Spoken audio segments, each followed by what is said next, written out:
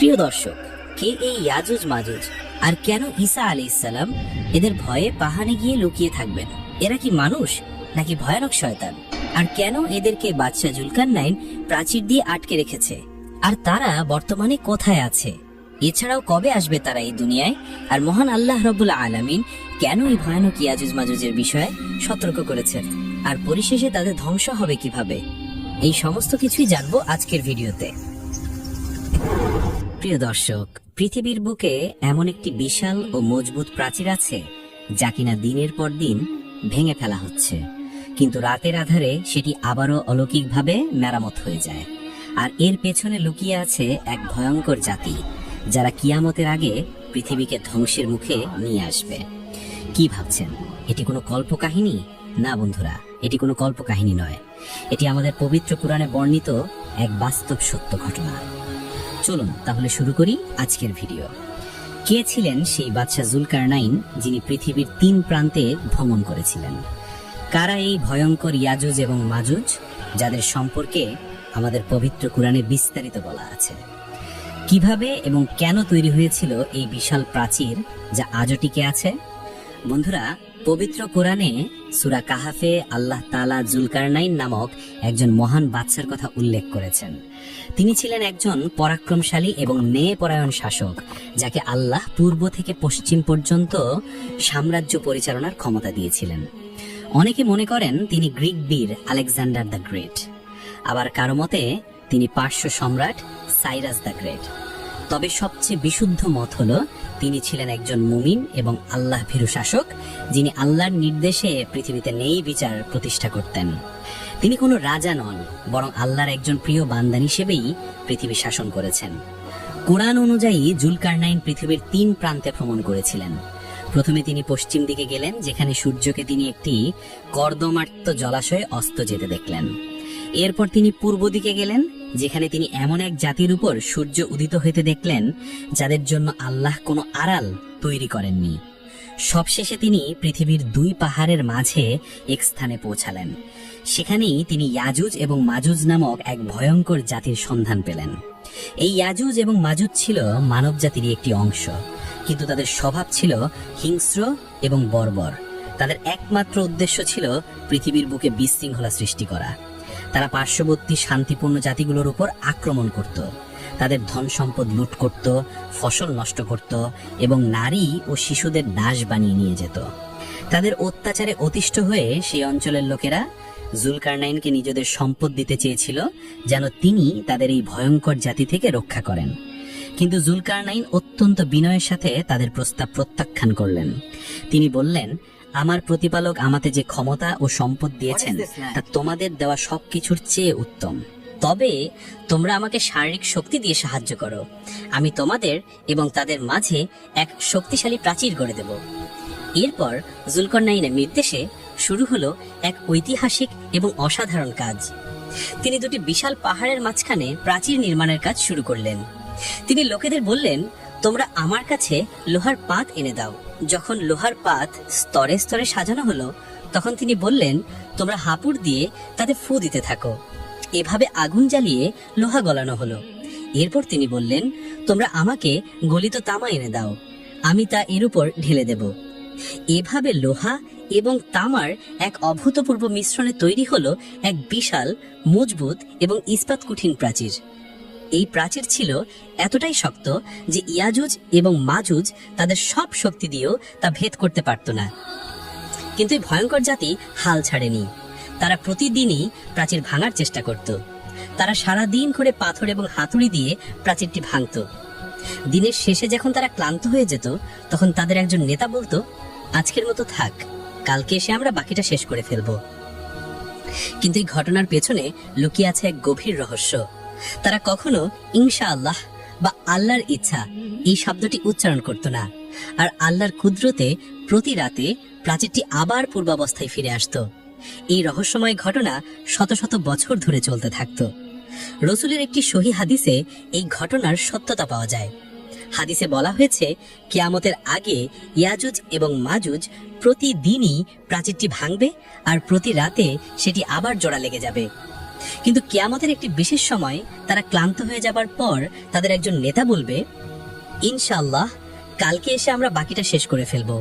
সেদিন তারা প্রথমবারের মতো আল্লাহর নাম নেবেন, আর ইনশাআল্লাহ বলার বরকতে সেই রাতে প্রাতিটি আর মেরামত হবে না। সেদিন তারা বেরিয়ে আসবে এবং পৃথিবীর বুকে ছড়িয়ে পড়বে। বন্ধুরা, এখন প্রশ্ন হলো, এই বিশাল প্রাচীরটি কি আসলেই বিদ্যমান? বিজ্ঞানীরা কি এর কোনো খোঁজ পেয়েছেন? আধুনিক যুগে বিভিন্ন মুসলিম গবেষক এবং প্রত্নতাত্ত্বিকরা এই প্রাচীরের সম্ভাব্য অবস্থান খুঁজে বের করার চেষ্টা করেছেন। অনলাইনে ইয়াজুজ এবং মাজুজ সম্পর্কে যে ধরনের তথ্য এবং আলোচনা পাওয়া যায় সেগুলোর একটি বিশ্লেষণ নিচে তুলে ধরা হলো। এই তথ্যগুলো মূলত YouTube video, Islamic blog, forum এবং বিভিন্ন গবেষণা প্রবন্ধ থেকে সংগৃহীত, যা এই বিষয়ে আগ্রহী মানুষের কৌতূহল মেটায়। 1. ককেসাস পর্বতমালা। এটি সবচেয়ে জনপ্রিয় এবং বহুল আলোচিত তথ্য। অনেক অনলাইন উৎস দাবি করে যে ইয়াজুজ মাজুজের প্রাচীরটি কাস্পিয়ান সাগর এবং কৃষ্ণ সাগরের মধ্যবর্তী ককেশাস পর্বতমালার কোনো এক স্থানে অবস্থিত। তারা ডারিয়াল গিরিপথ বা ডারিয়াল গর্জের কথা উল্লেখ করে, যা দুটি বিশাল পর্বতের মাঝে অবস্থিত এবং প্রাচীনকালে প্রাচীর দিয়ে বন্ধ করা হয়েছিল। অনলাইনে ছড়িয়ে থাকা অনেক ভিডিওতে এই গিরিপথের ছবি ও প্রাচীন দেয়ালের ধ্বংসাবশেষ দেখানো হয়। 2. তিয়ান শান পর্বতমালা। এই তত্ত্বটিও অনলাইনে বেশ প্রচলিত। কিছু গবেষক দাবি করেন যে প্রাচীরটি মধ্য এশিয়ার কিরগিস্তান এবং তাজিকিস্তানের সীমান্তবর্তী তিয়ান শান পর্বতমালার বরফের নিচে চাকা পড়ে আছে। অনলাইনে প্রকাশিত কিছু ভিডিওতে আধুনিক মেটাল ডিটেক্টর ব্যবহার করে সেখানে ধাতব পদার্থের উপস্থিতির দাবি করা হয়। এই তত্ত্বকে সমর্থন করতে কোরআনে বর্ণিত গলিত লোহা ও তামার প্রাচীরের কথা উল্লেখ করা হয়। 3. চীনের মহাপ্রাচীর।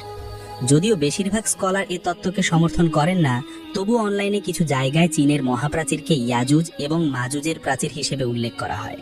তবে দুর্বল দিক হলো চীনের প্রাচীরটি পাথর ও ইট দিয়ে তৈরি, যা কোরআনের বিবরণের সঙ্গে মেলে না।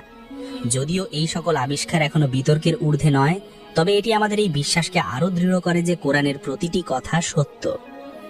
বন্ধুরা, অনলাইনে আরেকটি বহুল আলোচিত তত্ত্ব হলো ইয়াজুজ এবং মাজুজ কোনো শারীরিক জাতি নয়, বরং তারা একটি প্রতীকী সত্তা।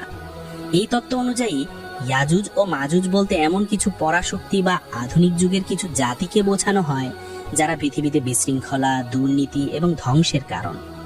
এই তত্ত্ব অনুযায়ী জুলকারনাইনের প্রাচীর কোনো বাস্তব প্রাচীর নয়, বরং একটি প্রতীকী বা আধ্যাত্মিক বাধা যা এই বিশৃঙ্খলাকে আটকে রেখেছে। যদিও এই ব্যাখ্যাটি নুনধারার ইসলামিক স্কলারদের মধ্যে প্রচলিত নয়, কিন্তু অনলাইনে এটি বেশ জনপ্রিয়। বন্ধুরা, অনলাইনে ইয়াজুজ এবং মাজুজ সম্পর্কে অসংখ্য তথ্য এবং বিতর্ক পাওয়া যায়। এগুলো আমাদের কৌতূহল মেটাই ঠিকই, কিন্তু তাদের প্রকৃত অবস্থান সম্পর্কে আল্লাহ তাআলাই সবচেয়ে ভালো জানেন।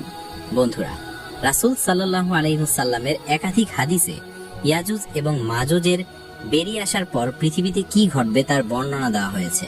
এই তথ্যগুলো মূলত হাদিস এবং ইসলামিক স্কলারদের ব্যাখ্যার উপর ভিত্তি করে তৈরি করা হয়েছে। যখন ইয়াজুজ এবং মাজুজ প্রাচীর ভেঙে পৃথিবীতে বেরিয়ে আসবে, তখন তাদের সংখ্যা হবে অগণিত, তাদের হিংস্রতা এবং বর্বরতা হবে সীমাহীন। পৃথিবীর বুকে নেমে আসবে এক ভয়াবহ ধ্বংসলীলা। হাদিস অনুযায়ী ইয়াজুজ এবং মাজুজের প্রথম দলটি যখন পৃথিবীতে ছড়িয়ে পড়বে, তখন তারা সিরিয়ার বুহাইরা নামক একটি বিশাল লেকের কাছে এসে এর সমস্ত পানি পান করে ফেলবে। এরপর তাদের পরের দল যখন সেখানে পৌঁছাবে, তখন তারা পড়বে একসময় এখানে পানি ছিল। এর মাধ্যমে বোঝা যায় যে তাদের পানির চাহিদা হবে ব্যাপক এবং তারা পৃথিবীর সমস্ত মিষ্টি পানি পান করে শুকিয়ে ফেলবে। ফলে পৃথিবীতে তীব্র পানির অভাব দেখা দেবে, যা ব্যাপক দুর্ভিক্ষ এবং বিপর্যয়ের কারণ হবে। তারা পৃথিবীতে ছড়িয়ে পড়ার পর তাদের সামনে যে মানুষকেই পাবে তাকে হত্যা করবে। রাসূল সাল্লাল্লাহু আলাইহি ওয়াসাল্লাম একটি হাদিসে বলেছেন, তারা বলবে যে তারা পৃথিবীর সমস্ত মানুষ হত্যা করে ফেলেছে। এরপর তারা আকাশের দিকে তীর ছুঁড়ে মারবে এবং বলবে যে আকাশের অধিবাসীদেরও আমরা হত্যা করেছি। যদিও তাদের এই কথাটি হবে অহংকারপূর্ণ, কিন্তু তাদের ধ্বংসের ইচ্ছা হবে চরম। তাদের এই ধ্বংসযজ্ঞ থেকে কেবল মুমিনরা ছাড়া আর কেউ রক্ষা পাবে না। ইয়াজুজ এবং মাজুজের কারণে পৃথিবীতে এমন বিশৃঙ্খলা সৃষ্টি হবে যে মানুষ তাদের ভয়ে পাহাড়ের চূড়ায় এবং দুর্গম স্থানে আশ্রয় নেবে। কোনো মানুষই তাদের সামনে টিকে থাকতে পারবে না। তাদের সংখ্যা এতটাই বেশি হবে যে যেখানেই তারা যাবে সেখানে পঙ্গপালের মতো ছড়িয়ে পড়বে এবং সবকিছু ধ্বংস করে দেবে। এই চরম দুর্দিনে আল্লাহ তাআলা তার মুমিন বান্দাদের রক্ষা করবেন। হাদিসে বর্ণিত আছে, সেই সময় মুমিনরা কোনো খাবার পাবে না, তখন আল্লাহ তাআলা তাদের জন্য বিশেষ খাবার পাঠাবেন। মুমিনরা সেই খাবার খেয়ে ক্ষুধা নিবারণ করবে এবং ইয়াজুজ এবং মাজুজের হাত থেকে রক্ষা পাবে। বন্ধুরা, ইয়াজুজ এবং মাজুজের ধ্বংস কোনো মানুষের হাতে হবে না, তাদের ধ্বংস হবে আল্লাহর নির্দেশে। আল্লাহ তাআলা তাদের উপর এক ধরনের পোকা বা জীবাণু পাঠাবেন, যা তাদের ঘাড়ে ঢুকে যাবে এবং এক রাতের মধ্যেই তাদের সবাইকে ধ্বংস করে দেবে। সকালে যখন মানুষ বেরিয়ে এসে দেখবে, তখন দেখবে তাদের লাশগুলো স্তূপ হয়ে পড়ে আছে। এরপর আল্লাহ তাআলা এক ধরনের পাখি পাঠাবেন, যারা তাদের লাশগুলো বহন করে নির্দিষ্ট স্থানে ফেলে দেবে। অবশেষে যখন তারা আল্লাহর নির্দেশে ধ্বংস হবে, তখন পৃথিবীতে আবার শান্তি ফিরে আসবে। বন্ধুরা, এই গল্প আমাদের শেখায় যে আল্লাহর ক্ষমতা সীমাহীন এবং তার প্রতিটি কথার মধ্যে রয়েছে গভীর প্রজ্ঞা। ইয়াজুজ এবং মাজুজের এই রোমাঞ্চকর এবং ভয়ঙ্কর কাহিনী শুধু একটি গল্প নয়, বরং আমাদের জন্য একটি সতর্ক বার্তা। কিয়ামতের এই বড় আলামত আমাদের স্মরণ করিয়ে দেয় যে এই দুনিয়া চিরস্থায়ী নয় এবং আমাদের সবাইকে আল্লাহর কাছে ফিরে যেতে হবে। আসুন আমরা এই ঘটনা থেকে শিক্ষা গ্রহণ করি। ইয়াজুজ এবং মাজুজের মতো ফিতনা থেকে নিজেদের এবং আমাদের পরিবারকে রক্ষা করার জন্য আল্লাহর কাছে দোয়া করি, বেশি বেশি নেক আমল করি এবং জীবনের প্রতিটি পদক্ষেপে আল্লাহর সন্তুষ্টি অর্জনের চেষ্টা করি। যদি এই ভিডিওটি আপনাদের ভালো লাগে তাহলে লাইক দিন এবং আপনার বন্ধুদের সাথে শেয়ার করুন। এমন আরো ইসলামিক এবং ঐতিহাসিক বিষয় জানতে আমাদের চ্যানেলটি সাবস্ক্রাইব করে রাখুন। আজকের মতো বিদায় নিচ্ছি। আল্লাহ হাফেজ।